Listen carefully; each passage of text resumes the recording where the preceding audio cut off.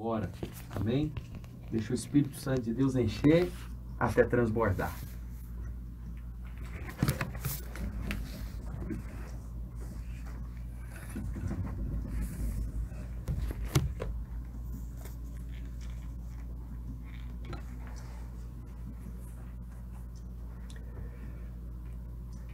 Glória a Deus, bom dia a todos os nossos irmãos, ouvintes do programa Vinho Novo. Quero agradecer ao pastor Alcimar e toda a equipe aqui da Videira em Acreúna, que sempre nos recebe tão bem nessa cidade acolhedora e maravilhosa. Eu gostaria nessa manhã compartilhar com os irmãos um texto que é conhecido de todos nós, Salmo de número 23, mas numa outra perspectiva, uma perspectiva que talvez até hoje você não tenha ouvido, ou se ouviu, eu quero renová-la nos nossos corações. Eu queria te convidar, onde você estiver nessa hora, a orar, pedir que o Senhor mesmo fale ao seu, ao meu e ao coração de todos os ouvintes. Sei que nessa hora alguns estão na sua casa, outros no trabalho, outros estão em seus afazeres domésticos, mas a palavra de Deus é poderosa e essa mensagem vai falar conosco nessa manhã. Te convido a orar junto comigo e pedir que o Espírito Santo revele a verdade do Evangelho aos nossos corações. Senhor Jesus, muito obrigado pela oportunidade de compartilhar com os meus irmãos a tua santa e preciosa palavra. Obrigado ao Espírito Santo, que sempre, sempre nos revela a vontade do Pai. Obrigado por cada irmão, ouvinte, que se conectou agora à rádio para receber da palavra do Senhor. E nós oramos para que haja espírito de sabedoria e revelação no pleno conhecimento da palavra do Senhor. Em nome de Jesus. Amados, queria então que você abrisse a sua Bíblia comigo ou acompanhasse o Salmo de número 23. Esse é o Salmo mais lido, juntamente com o Salmo 91, de toda a cristandade. Mas muitas vezes nós passamos por ele como algo religioso, outros até como um amuleto, né? Eu já vi várias vezes esse salmo aberto em Bíblias, nos carros, nas casas, como se isso tivesse algum poder místico. Não tem. A vontade de Deus é que a palavra seja aberta nos nossos corações e revelada pelo Espírito de Deus. E eu queria falar que esse é o Salmo do descanso. E eu queria te convidar a experimentar o descanso de Deus nesse Salmo do pastor. Esse é o Salmo de um pastor, esse é o Salmo de Davi. Esse é o salmo também de um homem do campo. Nós estamos aqui numa região agrícola, então você compreende bem o que também quero compartilhar com você. E eu mesmo, de Minas Gerais, somos também um estado onde comumente comungamos dessa mesma natureza e dessas mesmas atividades do campo, como os irmãos.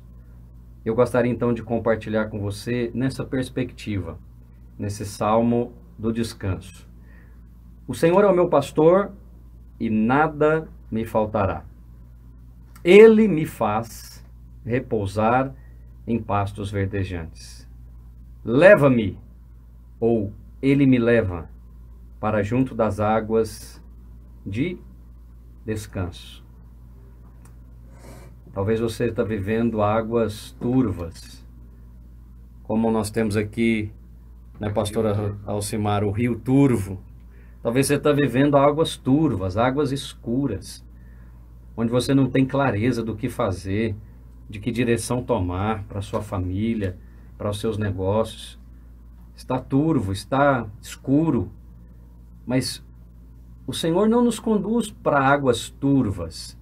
Se você está em uma situação como essa, eu quero dizer que não foi o Senhor que te conduziu para aí. Pelo contrário, você vai ver que a vontade de Deus é levar você para outras águas, para as águas de descanso. E essas águas de descanso têm uma característica, não são águas agitadas. A agitação de um lado para o outro não é um dos símbolos do Espírito. Dos símbolos do Espírito na Escritura é mansidão, é quietude. Pastor, mas como eu posso ter isso no meio de uma tribulação que eu estou vivendo? Por exemplo, de uma enfermidade. Talvez você está me ouvindo falando, é muito fácil para o pastor falar, mas e eu que estou aqui com câncer? Eu que estou aqui acompanhando a minha mãe que está enferma, o meu pai que está doente, o meu filho que está nas drogas? Pois é, essa é a maravilhosa graça de Deus. Essa é a maravilhosa graça de Deus que nos faz assentar nos lugares celestiais com Cristo Jesus e a partir desses lugares desfrutar de descanso. O versículo 3, eu quero continuar. Refrigera-me a alma, ou Ele, o pastor, me refrigera a alma. Guia-me pelas veredas da justiça, ou seja, Ele me guia pelas veredas da justiça, por amor do seu nome. Não é por nada que você faça que Ele vai te guiar. Não é pelo seu merecimento. Talvez hoje, pela manhã, você gostaria de ter ido ao culto da sua igreja, mas não pôde. E aí você pensa, essa semana não vai ser boa. Eu não fui ao culto, eu estou há tanto tempo sem ceiar. Pois é, esse não é o salmo do pastor. Não tem refrigério na alma quem pensa que Deus o ama pelas suas próprias obras. Não tem refrigério, não tem descanso quem está baseado nos seus próprios méritos para servir a Deus. Ah, pastor, então quer dizer que eu não tenho que fazer nada? Você tem que fazer a coisa mais difícil para um crente fazer, é entrar no descanso. O autor de Hebreus diz que nós devemos temer de não entrar no descanso. A Escritura diz então que Ele, o Senhor, me guia pelas veredas da justiça por amor do nome dEle, por amor da obra do Calvário. Não é por amor de quem ora mais, de quem trabalha mais, de quem jejua mais. Tudo isso pode funcionar na nossa empresa, no seu serviço, chamada meritocracia. Mas na obra de Deus, só um que tem o mérito, é Cristo. Por isso que é muito pesado viver a vida cristã por amor do seu nome, da sua reputação, da sua obra, ou da minha obra, ou da obra do pastor, ou da obra do fulano de tal. É por isso que vem as decepções, as frustrações.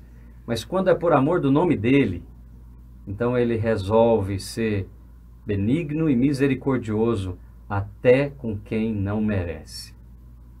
Queria te lembrar que em Romanos, no capítulo 4, a Escritura diz que o Deus que justifica o ímpio, e esse é o Deus que nos ama.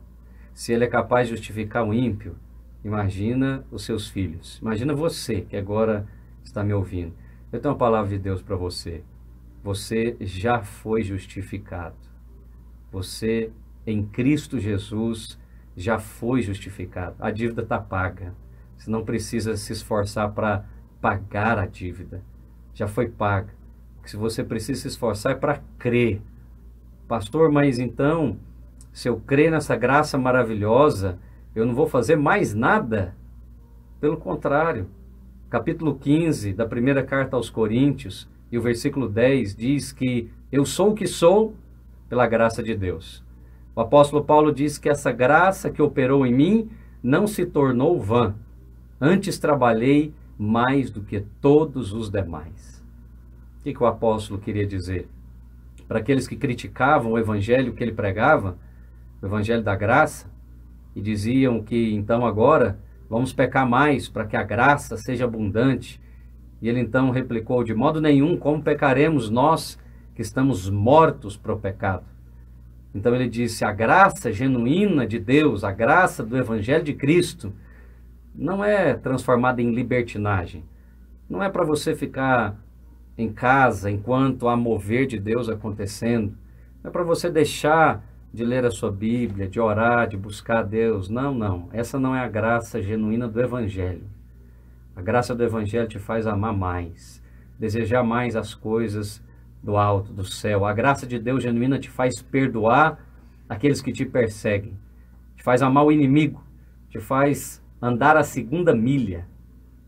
A graça genuína de Deus, do Evangelho, por amor do nome dele, do Senhor, é que você perdoa, não é por amor do seu nome. Se fosse pela sua e pela minha reputação, não perdoaríamos. Mas por causa do nome dele, é que nós temos essa graça. E ainda que eu ande pelo vale da sombra da morte, eu queria chamar a sua atenção para o versículo 4. Ainda que eu ande, aqui mudou o sujeito. Eu queria te convidar a observar esse ponto, é meu principal ponto com os irmãos aqui nessa manhã. Você pode chamar esse salmo do Salmo do Descanso.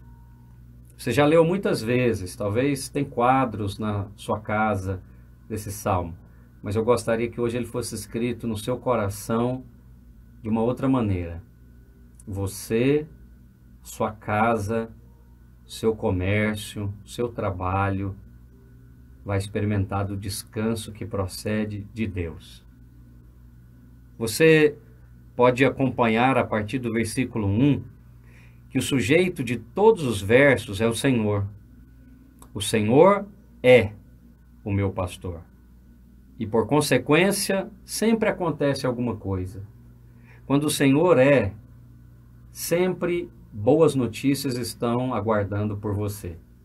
O nosso problema é que a religião ou a pregação da lei, que gera morte, causou em nós uma impressão de pavor e de um Deus que, ao invés de ser gracioso, em primeiro lugar, ele é juiz.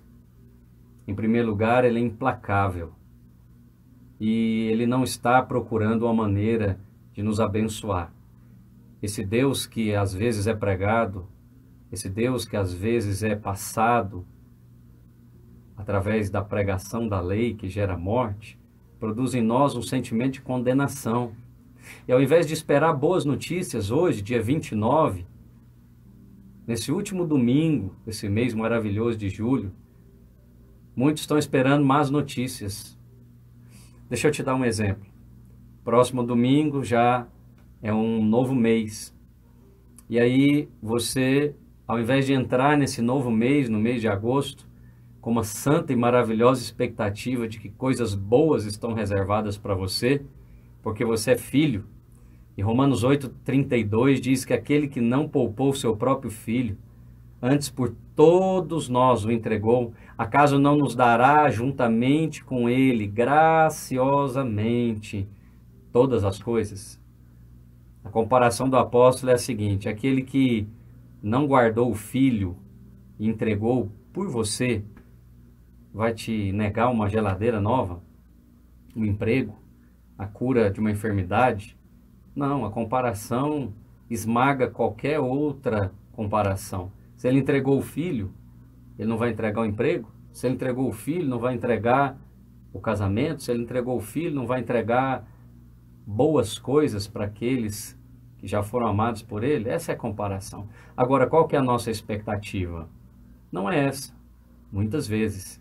Por isso que precisamos renovar a nossa mente pela palavra, em programas como esse, no culto da sua igreja, na célula onde você participa.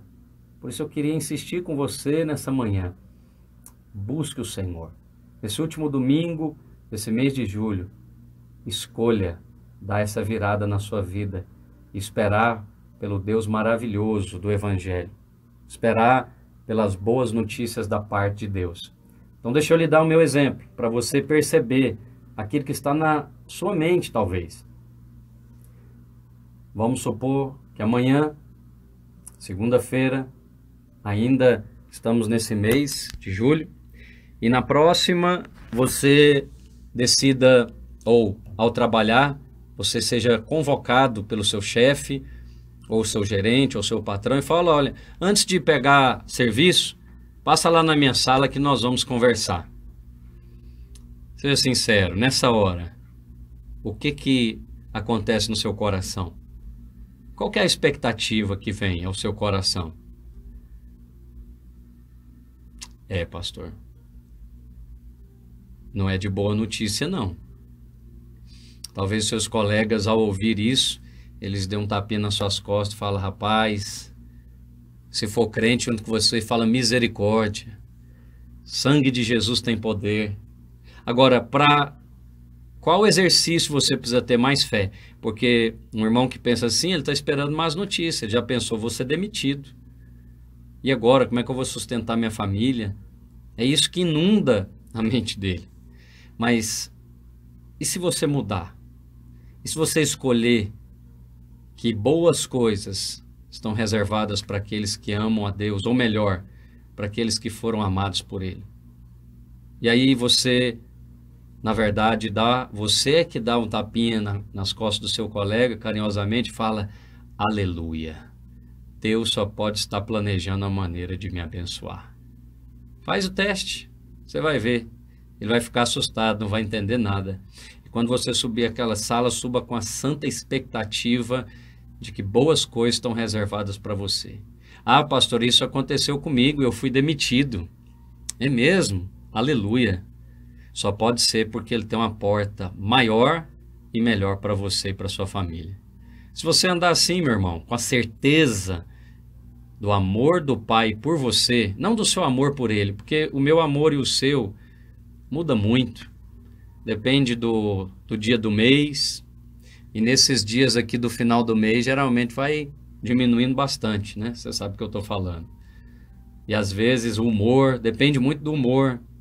Tem dia que você quer orar, tem dia que não quer, tem dia que eu quero orar, tem dia que não quero. Mas e o amor dele? O dele não muda, é constante, é contínuo. Se você vive assim, você é a pessoa aqui do Salmo. Você vai ter a experiência do nada me faltará, de fazer repousar, de estar em águas de descanso, de ter a alma refrigerada ou descansada, mesmo no meio da angústia, e sempre ser conduzido por veredas da justiça. Agora, o que eu queria chamar a sua atenção é o versículo 4, que muda o sujeito. Aqui ele diz: ainda que eu ande pelo vale da sombra da morte. Ainda que eu ande. Agora, aqui foi uma escolha nossa. Sabe aquela escolha errada que eu fiz, que você fez? Não foi Deus que conduziu. Até o versículo 3, você pode observar: o Senhor Ele me faz, leva-me, ou seja, Ele me leva, refrigera-me a alma, ou Ele refrigera. O sujeito é sempre o Senhor. Guia-me pelas veredas, Ele me guia. Então, quando nós fazemos escolhas erradas, você talvez já ouviu, né? Aquela pregação: você fez a bagunça, agora você limpa. Você plantou, agora você vai colher. Que pregação horrorosa. Isso não é nem autoajuda. Isso é pregação da morte, da lei. Então, o meu Deus, Ele é poderoso para desfazer até a bagunça que eu tenha feito. Se você tiver filhos, como eu tenho 3, sou casado há quase 20 anos, e você sabe que os nossos filhos às vezes fazem bagunça. Se você tem então na idade de criança, você sabe ainda melhor que eu estou falando. Ele fez a bagunça, agora ele vai limpar? É assim? É assim que você trata os seus filhos? Não é. Às vezes ele fez a bagunça e você vai limpar. Por quê? Porque é criança. Pastor, mas é criança de 40 anos. É criança de 40 anos, infelizmente. É criança de 20 anos de crente na igreja. Tem também. Agora, sabe qual a boa notícia que eu quero trazer ao seu coração? É que ainda que eu, Azemar, ande, ainda que eu fiz a dívida, ainda que eu tomei a atitude errada, e aí vai ficar muito ruim. Não vai morrer não, mas vai andar pelo vale da sombra da morte. Aí acaba o dinheiro, às vezes acaba a saúde, às vezes acaba até o casamento. Não é a morte não, mas é a sombra dela. Olha o que a Escritura diz: eu não temerei mal nenhum, porque tu estás comigo. Deixa eu te abençoar nessa manhã. Lembra daquela bagunça que foi feita? Lembra daquele erro cometido? ou daqueles que você está pensando agora, não, pastor, não tem volta. É o vale da sombra da morte. Não é a morte mesmo, pastor. Mas aqui, ainda que eu fiz a escolha errada, ele está com você. Ele está com você. E sabe o que acontece no versículo 5? Ele retoma o controle da situação. Porque o sujeito torna ele novamente. Preparas-me. Ele prepara uma mesa. Não é você que vai preparar a mesa na presença dos seus adversários. Eu sei que você sente vergonha, talvez sente vergonha até de voltar para a igreja. Você está me ouvindo desviado na sua casa e pensa, não, eu queria tanto congregar, mas eu estou com vergonha de ir lá cumprimentar o pastor, de rever os irmãos. Olha para você ver como que o inimigo nos engana muitas vezes. É o Senhor que vai preparar a mesa para você, querido. Talvez você está esperando estar em condições, né? Quando eu estiver em condições, eu batizo. Quando eu estiver em condições, eu volto para a igreja. Quando eu fizer isso ou aquilo, então eu volto a comer da mesa do Senhor. Eu quero te convidar a voltar hoje, pela fé. E você ter a experiência do descanso. E quando você chegar hoje naquele culto glorioso da sua igreja, sabe o que vai ter lá? Uma mesa preparada pelo Senhor. E você vai comê-la na presença dos seus adversários, que não são os irmãos, não é a igreja. Estão nas regiões celestiais. São demônios, principados e potestades que estão assistindo a sua restauração, estão assistindo a história virar, porque ele retomou de novo o controle da situação, porque você mesmo entregou para ele. Você andou sim pelo vale da sombra da morte. Errou, na verdade, mas agora você aceitou o bordão e o cajado. Você aceitou. Você ouviu a palavra de Deus e o Espírito te convenceu. E você falou, é isso mesmo. Eu preciso do bordão e do cajado. São as marcas do pastor. Eu preciso do bordão e do cajado. Vá ouvir a palavra de Deus hoje. Vá congregar hoje. Não deixe para quando você estiver moralmente melhor, financeiramente melhor, quando você estiver familiarmente apropriado. Não, vá pela fé. Porque todas as coisas na vida cristã são feitas pela graça mediante a fé. E quando você crer assim, capítulo 23, do salmo mais conhecido na Bíblia, e o versículo 6 diz que bondade e misericórdia certamente te seguirão todos os dias da sua vida. Nos bons, nos ruins, nos dias que você orar muito, mas também nos dias que você não orar, nada. E você vai habitar na casa do Senhor para todo o sempre. Queria te convidar a orar comigo. Aonde você estiver agora, se for possível, colocar a mão no seu coração e invocar o nome do Senhor, porque todo aquele que invocar o nome do Senhor será salvo. Eu não estou falando da salvação do inferno apenas, porque há muitos irmãos que já foram salvos nos ouvindo, mas vivendo como aqueles que estão derrotados por circunstâncias. Mas não será assim a partir do dia de hoje, se você crê. Coloque a mão no seu coração e invoque o nome do Senhor para ser salvo. Salvo dessa circunstância de doença, de enfermidade. Salvo dessa circunstância de não saber o que fazer, qual decisão tomar. Pai, em nome de Jesus Cristo, nós invocamos o nome do Senhor nessa manhã e declaramos que o Senhor é poderoso para fazer infinitamente mais, mas muito mais, do que pensamos ou imaginamos, segundo o poder que opera em nós. Esse poder é a fé que o nosso Senhor e Salvador Jesus Cristo conquistou no Calvário. Essa graça maravilhosa que me alcançou e alcançou os meus irmãos, alcança agora todos aqueles que pela fé estão ouvindo esse programa e decidindo fazer essa escolha por Cristo. Eu creio no poder do Evangelho, eu creio na mensagem do Calvário, que atinge os corações e transforma. Como ouvirão se não há quem pregue? E nós estamos aqui pregando, Senhor, e eu creio que o Teu Espírito é poderoso para transformar essas famílias, para transformar esses casamentos, para transformar a saúde desses que precisam. É assim que já é, em nome de Jesus. Meus amados irmãos, eu sou o pastor Azemar da Igreja Videira em Belo Horizonte e foi um prazer estar com vocês aqui nessa manhã. Deus os abençoe, abençoe cada um dos amados irmãos. Continue aí conectado para receber mais ainda do Senhor, em nome de Jesus.